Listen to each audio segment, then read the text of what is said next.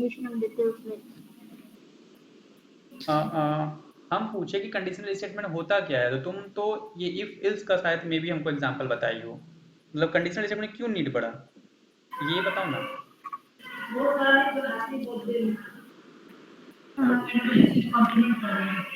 Sir जब हम कोई प्रोग्राम करते हैं तो हमें जब पता नहीं होता कि ना कि आउट सामने से क्या मिलने वाला हमें यूजर से इनपुट में, हम्म। तो हम डिफरेंट टाइप के कंडीशंस देते हैं कि अगर ये कंडीशन हुआ तो ये वर्क होना चाहिए, ये कंडीशन हुआ तो ये वर्क होना चाहिए, तो उसके लिए हम कंडीशनल स्टेटमेंट यूज करते हैं वहाँ पे। हाँ ठीक है।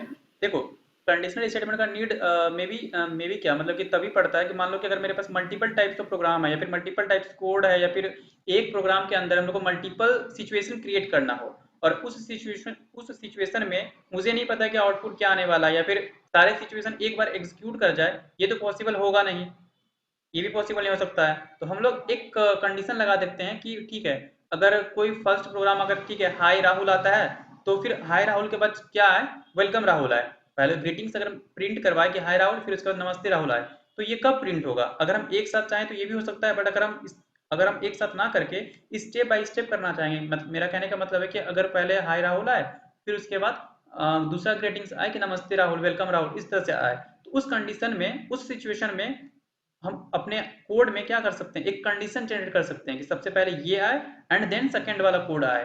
तो उसके लिए इफ एल्स का जरूरत पड़ता है। यदि यदि ये, नहीं तो ये। इफ कंडीशन में क्या चल जाएगा कि अब यदि मेरा प्रोग्राम अगर सही है, अगर मेरा प्रोग्राम ट्रू है, अगर मेरा सही है, तो फिर मेरा प्रिंट करे हाय राहुल। अगर सही नहीं है, अगर पहले वाला एग्जीक्यूट नहीं करता है, तो फिर एल्स कर दे नमस्ते राहुल। और अगर दोनों प्रिंट करवाना हो तो फिर क्या करेंगे, दोनों अगर एक साथ करवाना हो तो फिर, अगर दोनों एक साथ करवाना हो तो फिर क्या करेंगे बताओ, किसी को आइडिया है? दोनों में करवाने के लिए क्या होगा, मेरा दोनों ही कंडीशन मेरा ट्रू होना चाहिए ना। हेलो। Yes sir. दोनों ही कंडीशन में हम लोग को क्या करना पड़ेगा, दोनों ही कंडीशन ट्रू होना चाहिए। तो ट्रू करने के लिए, उस दोनों को ट्रू करने के लिए फिर क्या करना पड़ेगा हमको? सर इफ नेस्टेड इफ का ही यूज करना पड़ेगा। ठीक है, क्या ये बोली जो ये सही बोली है? बिट्टू बताओ। तो इसको फिर से बोलिए, बार बोलने के लिए क्या बोली है? वो नेस्टेड इफ बोली है, नेस्टेड इफ एल्स। सर आप क्या पूछे हैं वो रिपीट कीजिए फिर से। देखो हम पूछे हैं कि मान लो कि मेरा जब दोनों कंडीशन, पहला कंडीशन है कि मेरा कि ग्रीटिंग्स प्रिंट करे, जब मेरा कोड, पहला कोड मतलब कि अगर ट्रू हो तो वो ग्रीटिंग्स प्रिंट्स करे हाय राहुल। एंड देन अगर दूसरा कंडीशन भी ट्रू है, पहला तो ट्रू है ही, अगर दूसरा भी कंडीशन अगर ट्रू है कि दूसरा कंडीशन में मेरा है कि नमस्ते राहुल, ठीक है, पहला था कि हाय राहुल, दूसरा था कि नमस्ते राहुल या फिर वेलकम राहुल, तो पहला कंडीशन तो ट्रू हो ही, वो तो प्रिंट करे ही, अगर दूसरा भी ट्रू है तो वो भी प्रिंट करे। तो जब दोनों कंडीशन ट्रू हो तो दोनों ग्रीटिंग्स प्रिंट होना चाहिए। तो जब दोनों कंडीशन ट्रू कब होगा, हम ये पूछ रहे हैं।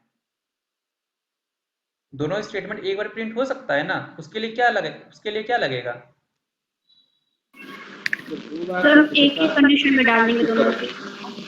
एक ही कंडीशन में डाल दोगे? क्यों अलग अलग कंडीशन में अगर हम डालना चाहें तो?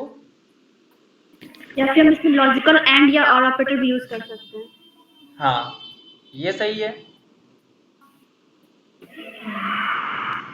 या फिर हम लोग ब्रेक का भी यूज कर सकते हैं ना, स्विच केस का यूज। बट उसमें तो डिफरेंट केस होंगे ना सर, अगर केस 1 ट्रू है तो फिर वो।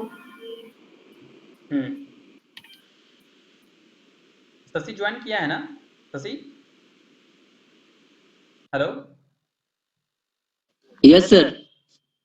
जावास्क्रिप्ट का तो एक भी क्लास तुम नहीं किए हो ना? नो सर, फर्स्ट क्लास है मेरा। हाँ तो जाके वीडियो अपलोडेड है, जाके कर लेना उसको क्लियर। और जो भी प्रोजेक्ट है पिछले वाला Yes, एडिट वाला बोले थे वो कर लेना। संडे को भी क्लास रहेगा तुम्हारा, होली का एक ही दिन छुट्टी रहेगा, हम बोल Yes. चुके हैं पहले ही, तो वो क्लियर कर लेना। अभी हम Okay. वेरिएबल डिफाइन करने के लिए बता चुके थे ये सब, तो अभी बता रहे हैं कंडीशनल स्टेटमेंट। बताओ शशि, कंडीशनल स्टेटमेंट में कितने टाइप्स के कंडीशन होते हैं बताओ? सर पता नहीं, 4 5 6 मतलब बहुत सारे पढ़े थे सर सी में। तुमको कितना याद है वो बताओ, 4 5 6 बोल रहे हो। सर यूज कर लेते हैं टाइम के अनुसार, ऐसे मतलब वो नाम से वो नहीं आ रहा है। भाई क्या बात है, मतलब कि कोई किसी को पता है, इसको बता दो कौन कौन से कंडीशन होते हैं।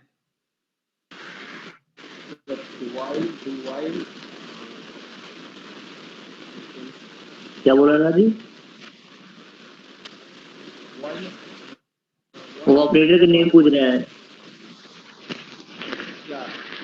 आवाज नहीं आ रहा राजू ऑपरेटर तुम्हारा।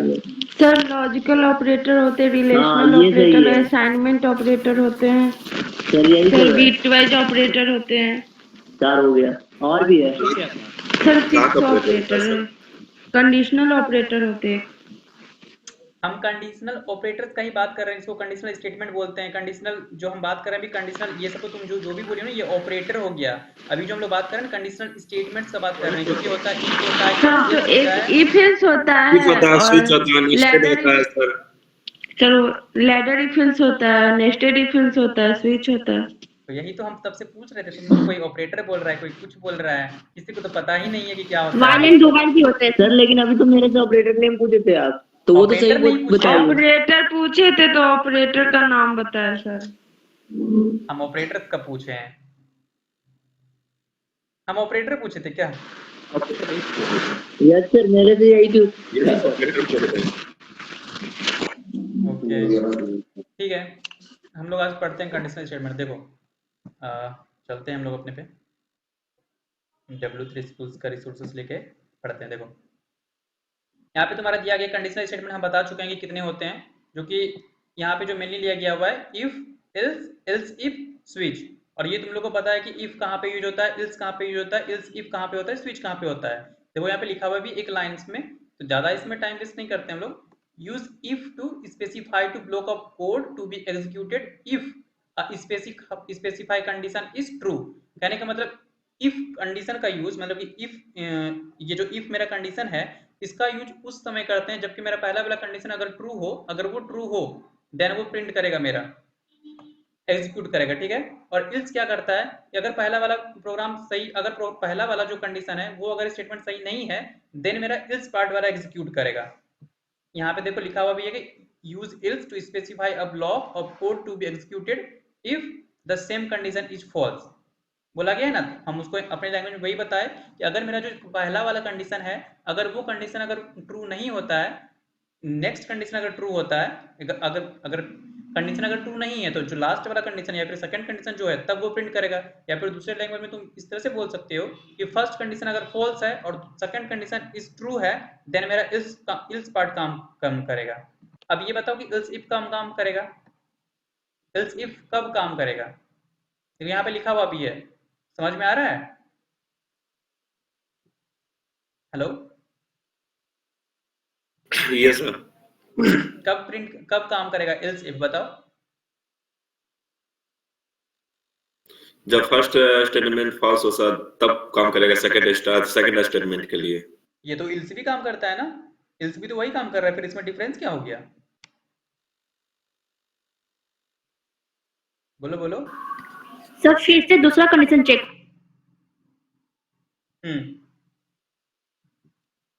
समझ में आया बिट्टू?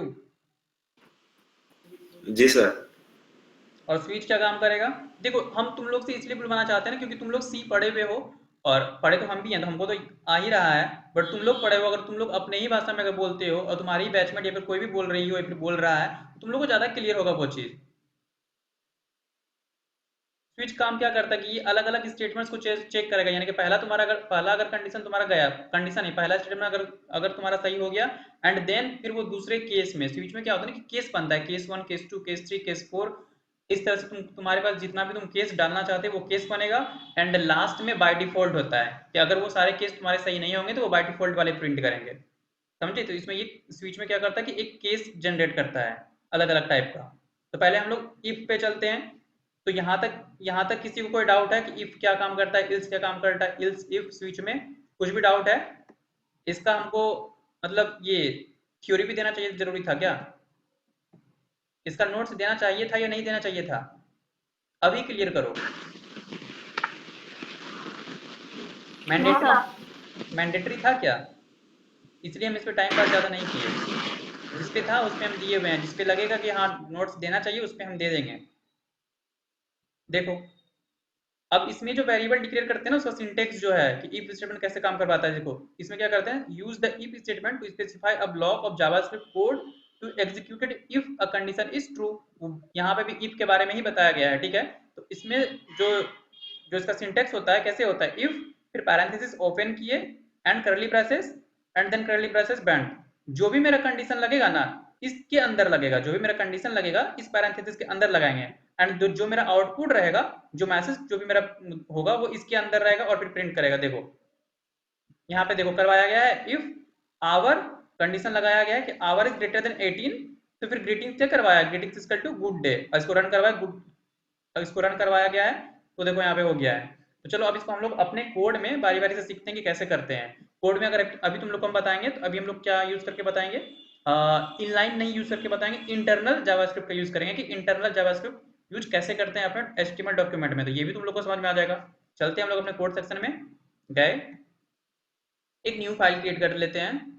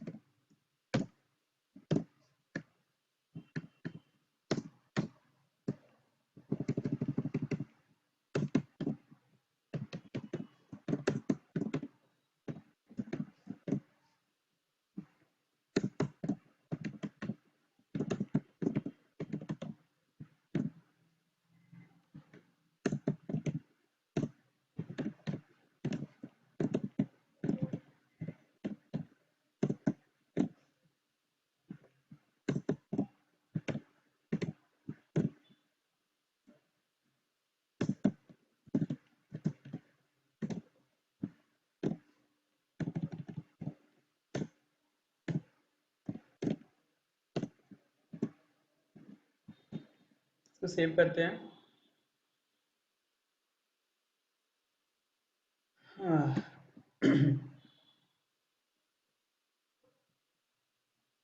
क्या लगता है जावास्क्रिप्ट पढ़ने में मजा आएगा या फिर बोर फील होगे?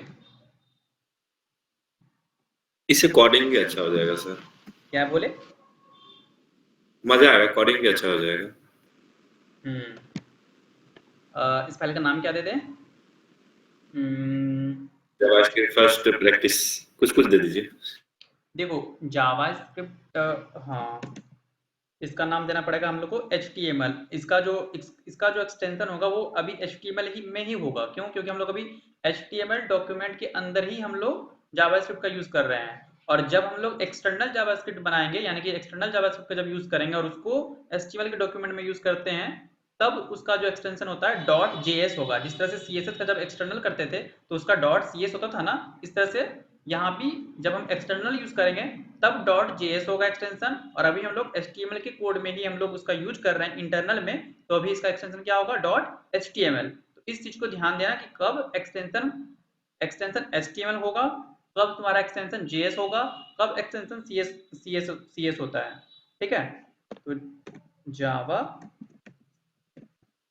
बिट्टू पास्कल केस क्या होता है, सॉरी पास्कल नहीं, कैमल केस क्या होता है? क्या सर? कैमल केस क्या होता है? कैमल केस,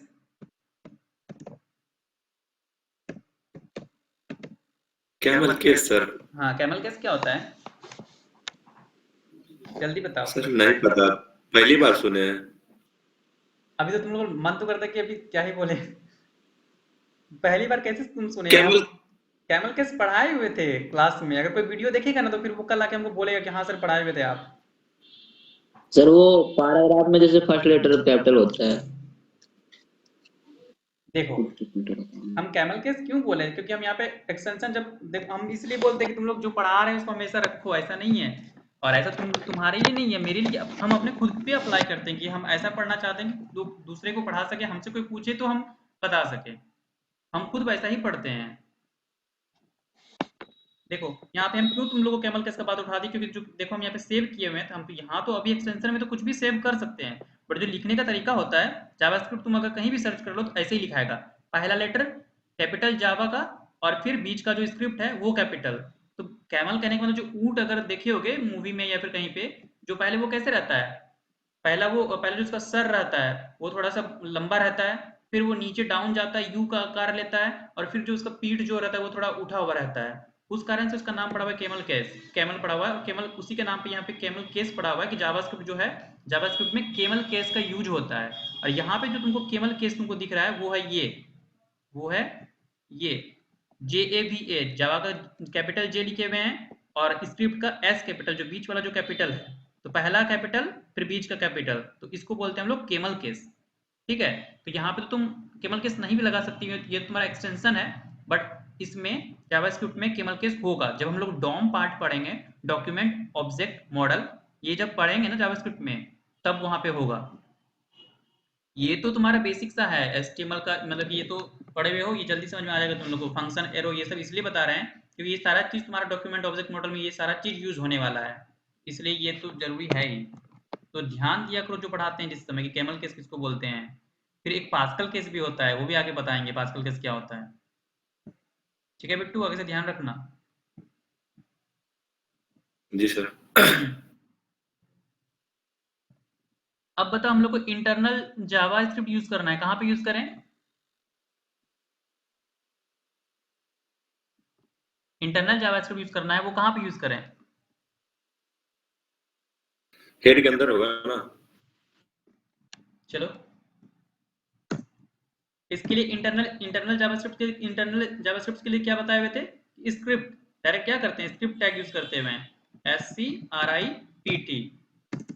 जिस तरह से CSS में यूज करते थे, क्या करते थे CSS में स्टाइल टाइप करते थे ना इंटरनल में, या तो डायरेक्ट हम लिखते थे स्टाइल /स्टाइल 1, या तो फिर style type equal to text /CSS, ऐसे करते थे ना।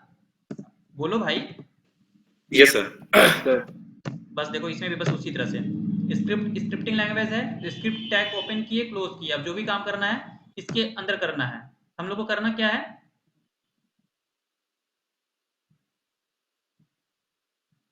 देखो यही करना है कि पहले हम लोग आज क्या पढ़ने वाले हैं, इफ कंडीशन, यही पढ़ने वाले हैं ना।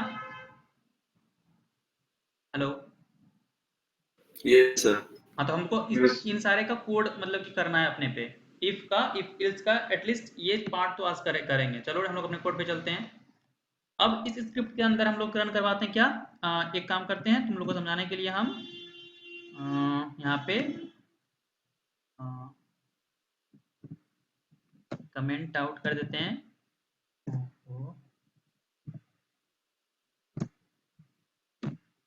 इफ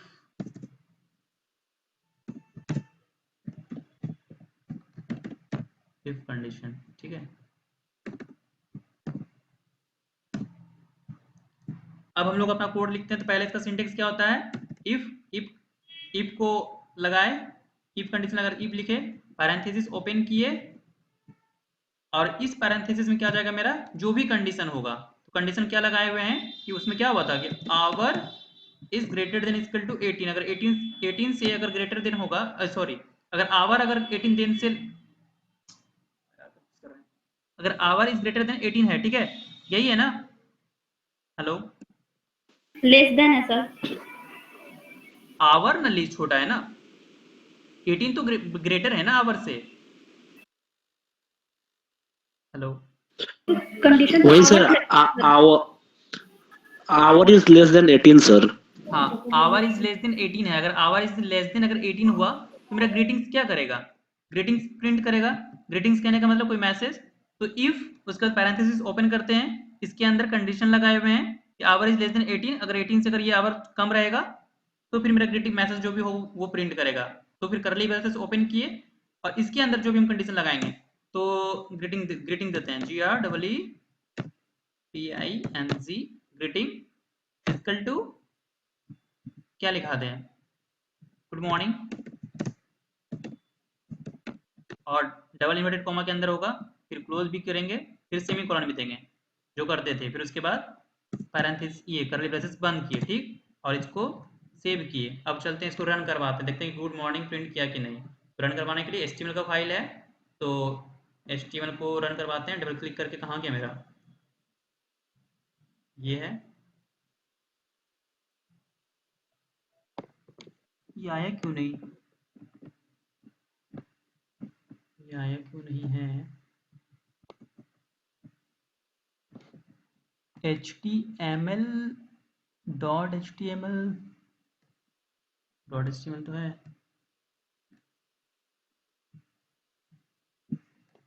एक मिनट रुक जाओ।